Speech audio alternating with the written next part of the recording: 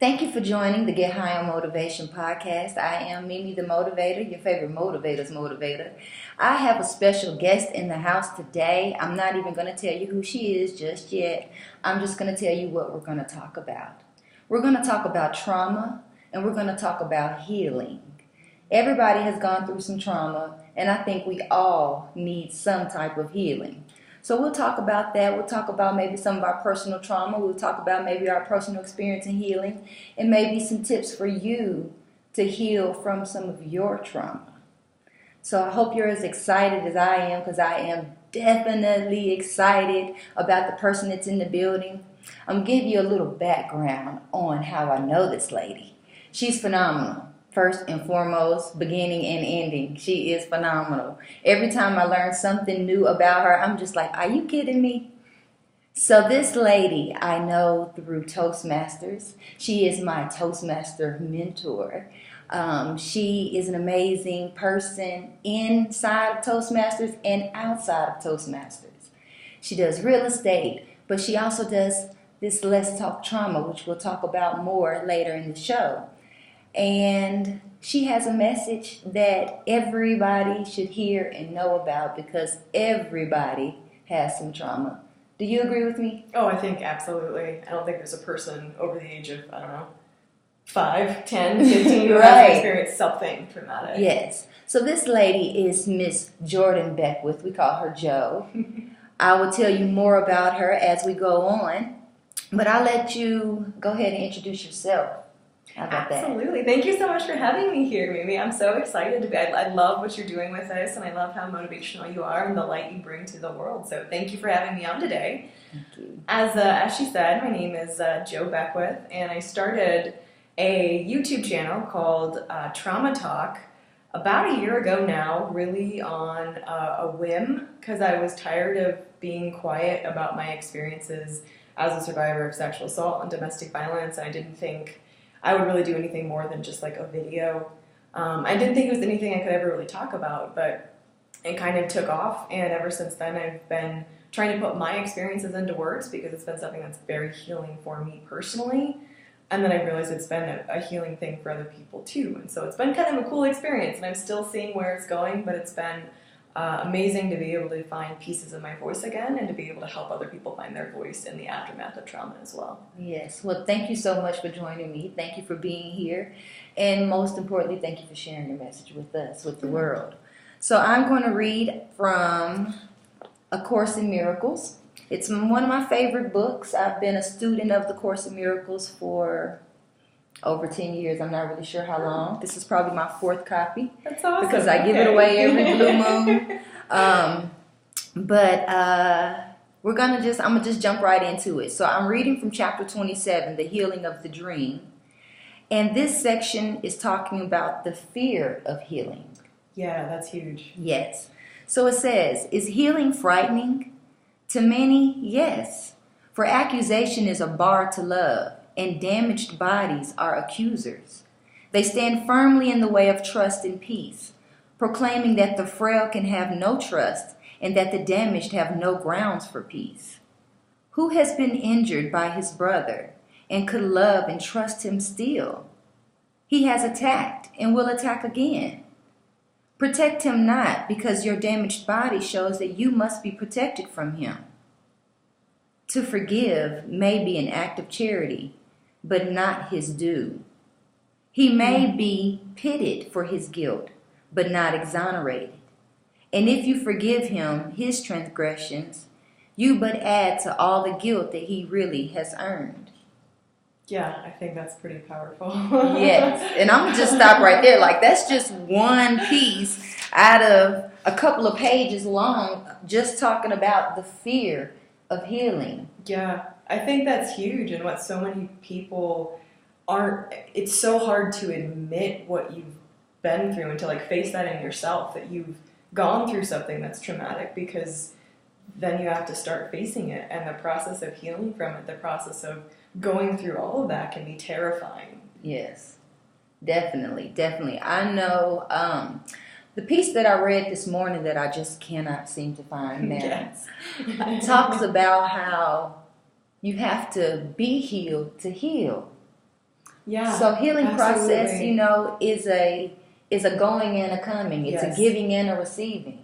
So like you mentioned earlier, like you finding piecing your voice together, sharing your message is healing you. Yeah. So you healing you is also healing us.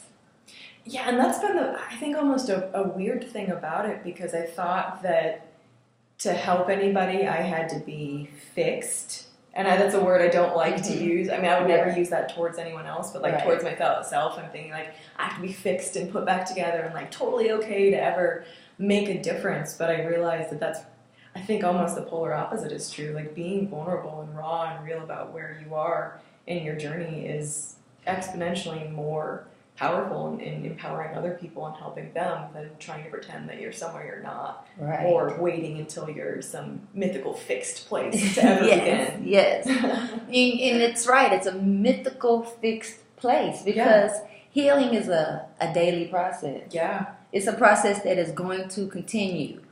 I think about it from a physical trauma that I had from a car accident. Oh, yeah. So in this car accident, which I realized more recently, it happened over 10 years ago. Because it was like December 26, 2006. Yeah, okay. So that's been quite some time. But my neck still hurts.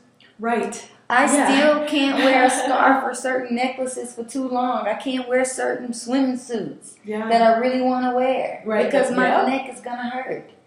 Which lets me know my neck is still healing. Right. There's parts of me that are not physical, that are emotional parts that I know are still healing. Absolutely. We're still healing from probably breakups from when we were teenagers. Which is so funny to talk about, but true, I think. Yeah. We're healing from conversations that we had with our parents years ago. I'm going to tell you what I know that I'm healing from. It's something that I thought was a motivation, but it became a hindrance. When I was in the 7th or 8th grade, I had this cool teacher. He was the coolest teacher ever, named Mr. Hubble. And I had just moved back. Well, no, not just. I had probably been back in Nashville for probably a year or two. But I did not know what county I lived in. Yeah. Where in Tampa, I knew all that kind of stuff because it was something that was relevant. It was something that was discussed. It was something that you saw everywhere. Right. Hillsborough County. Yeah. So I knew I lived in Hillsborough County. So he asked me something about the county, and I'm like, I don't know what county this is. Yeah. I didn't even understand why is that even important. It doesn't really matter. Right, exactly. Sure. But what he told me was, don't be pretty and unaware. Oh. So I spent the next 20 years not looking in the mirror, especially if I'm in a public restroom. And if there's another woman there, I will not look in the mirror. Even if nobody's there, I will not look in the mirror. Because one of the things that I got taunted for was for being pretty. Oh, right. Yeah. That was what I got picked on for. Yeah. Was for being pretty, for having long hair, and for having long nails. Yeah. Who knew that would be something that you get bullied for? Oh, right. Seriously. But you think you cute. Yeah. You think you pretty. I had to hear that so much. And I came from a family where I'm the only one who looks like this. Yeah. I'm the only light-skinned person that's this light. I'm the only one with a country accent. And they call me white girl. I'm the white girl in my black family. Yeah. Oh gosh. Yeah. They call me country bumpkin. They say my mom used to say I was funny looking. So here my family, a lot of different angles. Yeah. So I'm getting all of that at home, plus the kids picking on me. So for 20 some odd years, I wouldn't look in the mirror because I didn't want people to think that I thought I was pretty. Oh, wow. Yeah. And I was so focused on being smart that I didn't probably really even realize how pretty I was. Yeah. I was focused on the books. Right. And unwilling to embrace anything else. Yeah. That was. Yeah. People said it. People said you should be a model. I'm just like, okay, yeah, whatever. I'm skinny. Yeah. Sure, man. Yeah, but not until I was grown did I really look in the mirror. And even now that I just turned 38 years old, I'm looking in the mirror like, man, I'm pretty. Yeah. I really am beautiful. Like, I'm starting to see what other people see. Where I hadn't seen it all these years. Yeah. Yeah, I thought I could be cute sometimes when I put on a certain outfit. I had my hair a certain kind of way. Yeah. But on a daily basis, thinking that I'm pretty? Yeah. No. That was like forbidden almost, it sounds like. Yes. Yeah. Even down to that. No, it's so true. I mean, I could see where you almost thought that line from that your teacher back then was a source of motivation. Like, oh, I need to be smart. I need to pursue this or whatever. Right. But really, that's a damaging comment when you look at it. It was. Yeah.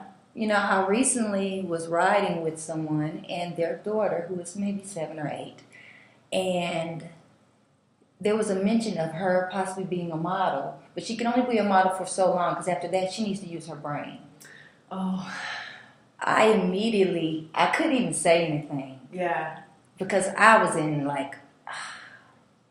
don't do that to her. Right. Tell her to own that beauty. Yeah. She can be a model and make a whole lot of money. Yeah. Especially if she's got a good head on her shoulders and right. if she is smart. You can have beauty and brains. But in this society, it's almost like we've been taught you can only have one or the other. So I never wanted to be a model because I didn't want to be dumb. Right. And I didn't want to be looked at as dumb, that I was just pretty and dumb.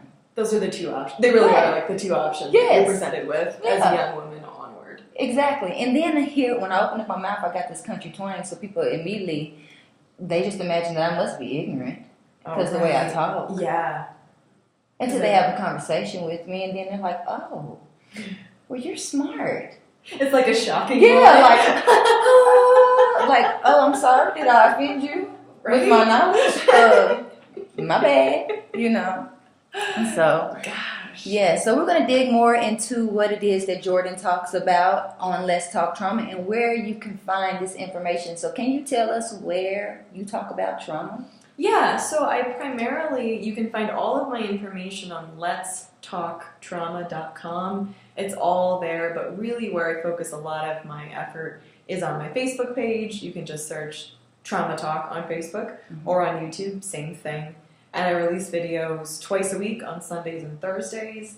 They're usually about 10 minutes long on a really wide variety of topics, honestly, on mental health and what I have specifically experienced and, where my head is and what the healing journeys look like and, what's counseling like and what do suicidal thoughts actually look like and actually feel like and what about relationships after trauma and, what scares you and can you feel happy after? Like, is there even healing in, just any topic that I have ever thought of, I speak on, and my husband, who is an incredible man I'm so lucky to have found, always asks me, like, aren't you gonna run out of things to talk about soon? Because I've been doing this for about a year, and it was every other day at first, and now it's twice a week just because work got a little busy. I'm like, you have no idea. I have a list of over 100 ideas sitting written down right now because I don't think people realize how much trauma affects you and how much I was keeping bottled up for so many years. And there's so much that can be said and so much I think we don't talk about when it comes to life after something severs who you were before. And it's not the end. It's not the end of your life, even though it felt like that for me. It can be a beginning. And I think it's a chance to, I don't like thinking of trauma as a chance, but it's a chance to rediscover who you are now and to find new pieces of yourself and your life. And life can be good. Again, life is beautiful and is worth fighting for and is worth sticking around to find. And that's really the message I try to get out there, even though I'm not, like I said, I'm not all put back together. I still struggle. I still have a hard time. I'm currently in counseling and I'm working on furthering my healing. But I don't think I have to be fixed to talk about this because I don't think I'm gonna get fixed. I think it's a continual process. Yeah, and you might I like one becoming. Exactly. Yeah. Speaking of counseling, so my counselor has recently recommended, I think it's called EMDR. Oh goodness, yes. It is fantastic. Okay. So can you tell us what you know about this? I would love to. Yes, EMDR. I always mess this up, but it's eye movement. Rapid something. Yeah, rapid eye movement. Essentially, the theory behind it is it's reconnecting the left and right side of your brain to be able to process a traumatic event. Because when trauma occurs, your brain is literally not capable of processing through it, and so It's like your body files all of these pieces of trauma and shoves it in boxes and places it's not really supposed to go in. And so as you're going through life, you have things come up that bring the trauma back up or bring up that feeling in your body or whatever it is when it's not supposed to be there. Mm-hmm. And that's what we call, PTSD triggers or triggers in general. And so EMDR it's essentially following a light back and forth or fingers back and forth as you work through a traumatic memory. And when it was explained to me, I was like, okay, this is bogus and a waste of my money and time. No. Sincerely, that was my reaction. But my counselor kept bringing it up to me and was like, there's actually a lot of science behind this. I think we should try it. And so we did. And I think I can attest to the fact that it actually does work even more by the fact that I walked out of there thinking that was a complete and total waste of my time. That was dumb.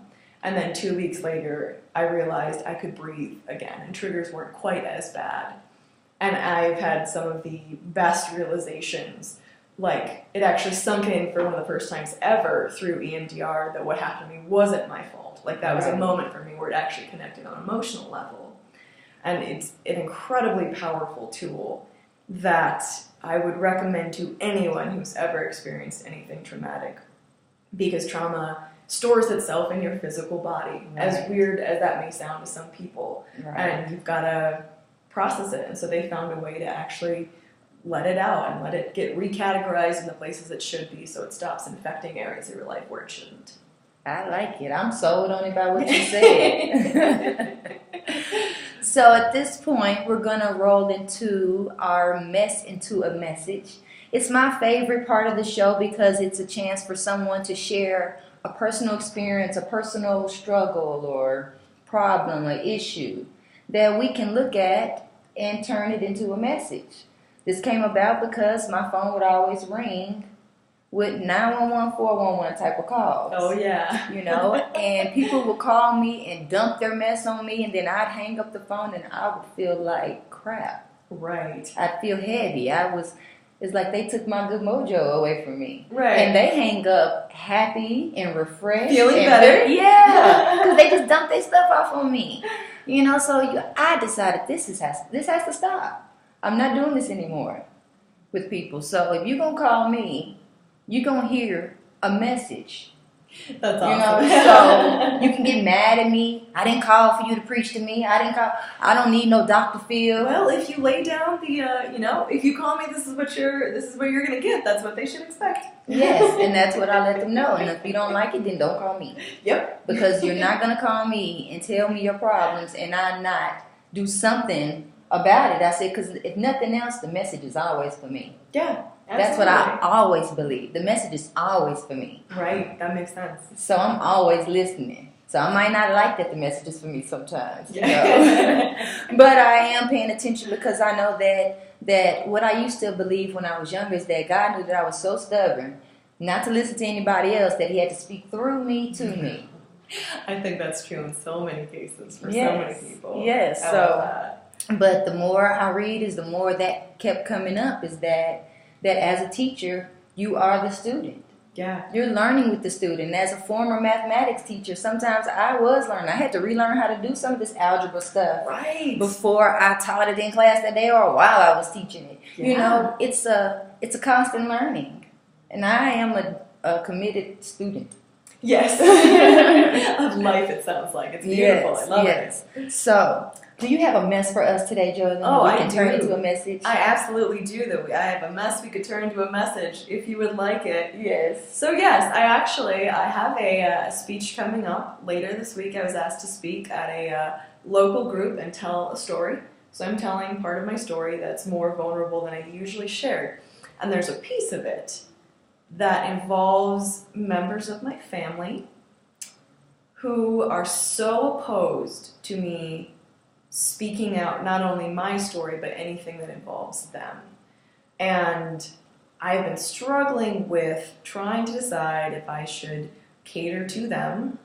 And I would not ever drag their name through the mud, just to be very, very clear. Mm-hmm. But if I should cater to them and not mention that part of the story, leave out what they did, and make it comfortable for them, or if I should stay true to myself and tell my story the way I believe it should be told, even though it may create relational problems in my family. What do you think? Well, I heard the answer in what you just said. Do I just go ahead and tell the story how I know I should be telling it, or how I feel I should be telling? You just answered the question right there. Oh, I guess that's true, isn't it? Because you know what the story, how the story needs to be told in order, first of all, for your own healing. Right. And two, for your whole purpose of healing the world. Yeah. It cannot happen without that part. You know, we can't cover up certain parts of us. We either have to be vulnerable or not vulnerable. There is no middle ground in vulnerability. No, you can't fake it. There's no middle ground in being honest. I went to the Zen meditation for the first time last night. Oh, nice. And the precept that we dissected was, I vow not to lie. That's so a beautiful way to start it. Yes, I like that. I vow not to lie. And then it kind of went on to say that also it explains it in other words so you can know the other side of it, not just not lying, but, you know, telling the truth. So one thing that I brought up was that I learned that we lie two kind of ways, by omission and commission. Right. Commission is the one that we were all familiar with. I just committed a lie. I just told you a story. Right. But the omission part is the one that people don't recognize. Just when I omit this little part, that means I'm not, a full truth is a truth, not a partial truth. A partial truth is not true. Yes, that's true. So either you're all honest or you're dishonest. There's no middle ground. That's a hard way to digest, but a good way to put that. I really like that. You know, and so you can't ride the fence on this. Yeah. There's a lot of things that are on the line with you. So yes, their feelings might be on the line, but we have to make our decisions based upon our own happiness. Life is a singular journey. Yeah. Yes, it crosses people's paths. Sometimes people's journeys align with ours, but life is a singular journey, and you're going through your journey. You're going through your healing process. So there are going to be some people who are going to get drugged through that process with you. Yeah. But what they don't know is they might even heal from it. I hope so. A fear of healing. That is a fear of healing is what they are expressing. 100%. That's exactly why they don't want to engage with any of it, or for me to engage with it. They just want it to stay quiet and in the dark and hidden. No. You know? That's not how things grow. That is not how generational curses are broken. Right. Yes. And that's part of Mimi the Motivator's mission, is to break generational curses. Yeah. And generational curses are broken at the moment someone in that family line is willing to feel the pain. Yeah. That person is that's you. a good way of looking at it. I've never thought about that, because people talk about breaking generational curses, but how do you actually do that? That's exactly it. Somebody has to be willing to feel the pain, and you are that person. Yeah, I am. You're going to heal not only yourself, you're going to heal your family, you're going to heal generations to come in your family, and generations to come within this world. Those videos that you're putting out there, they're going to be out there for years. So even if no one clicks on them within the next couple days, couple months, couple years, who cares? Yeah, I don't. When somebody needs that message, it's going to pop up on their recommended list. Yeah. It's going to be the right message that they need to hear at the right time. You have to get your message out. You know that. I hear it in you. Yeah. You know it more than me telling you. Because it's tugging on you. I've heard you speak a couple of times, and what I know is this message is tugging on you. It is. It won't let me go. And I'm not going to let it go. Good. Well, I'm glad to hear that. And I'm so glad that you came to the Get High on Motivation show. Absolutely. Thank you for having me. It's been wonderful. so excited, and I'm so grateful. So you can find her at letstalktrauma.com. She's on YouTube. She's on Facebook. She's on Instagram. You can find me, Mimi the Motivator, at mimithemotivator.com. On Instagram, I'm Entrepreneur Barbie. But either way it goes, if you Google Mimi the Motivator, you'll find me. I'm on YouTube. I'm out there. So make sure you subscribe to this podcast. And we also want to thank our sponsor for today, Boutique Envoi. That's Boutique Envoi, BOutiqueEnvoi, Boutique Envoi. They're on Instagram. They're out there. Shop and see what they have for some conscious shoppers for a little retail therapy. There's yoga outfits, yoga ball, yoga mat. There's some cool t-shirts. So check them out. See what they have for you. And again, thank you again, Miss Beckwith, Miss Jordan Beckwith. Oh, you bet. Anytime. Oh, and this is the secret. This girl fights. I'm talking about not just like no penny any fighting. This girl is in the ring with MMA. Is that the correct term? For a couple of years, and now jiu-jitsu, competitive jiu-jitsu. See, you never know what you're going to get. I promise you that. I promise you that. So tune in next week and see if we have another special guest. I don't know how we're going to top this one, but, you know. Thank you for tuning in. Make sure that you go follow her, hit the like button on her videos and all that good stuff, and let us know if you have any feedback for us. We love you. Be happy, be healthy, and be you. I am Mimi the Motivator. This is Get High on Motivation. Wow. Oh my gosh, thank you. Thank you so much for having me. That was great. You're so good at this. I hope so. Oh, seriously. My daddy prophesied some years ago that I would be the next media mogul, and I was like, shut up. What are you talking about? I was like, I don't even like people. What are you talking about? I lived in a super small bubble then, so I'm like, I don't know what you're talking about. No. Yeah, but everything he says always pans out to be true some kind of way. Yeah. So, you know, like when I was a teenager, he used to tell me, you know, be prepared, you're going to have a lonely life. Yep. He was like, the way your mind operates, he was like, people aren't going to be able to handle you. Yeah. He was like, you figured out things that people my age haven't figured out. Yeah. He's saying this to me, and I'm a teenager, and I'm looking at him like, you tripping. You know. Okay. Yeah, but no, he was dead on the money. So yeah, seriously though. Dead on the money. So I'm just doing my part. I just feel like I gotta serve. I got a message too. I was gonna say, yeah, you've got something. I got a message. message. Won't let you go either. Yeah. So I appreciate Toastmasters for that. You know, if nothing else, because it's definitely helped me work through some trauma. Right. It is. There's something that's.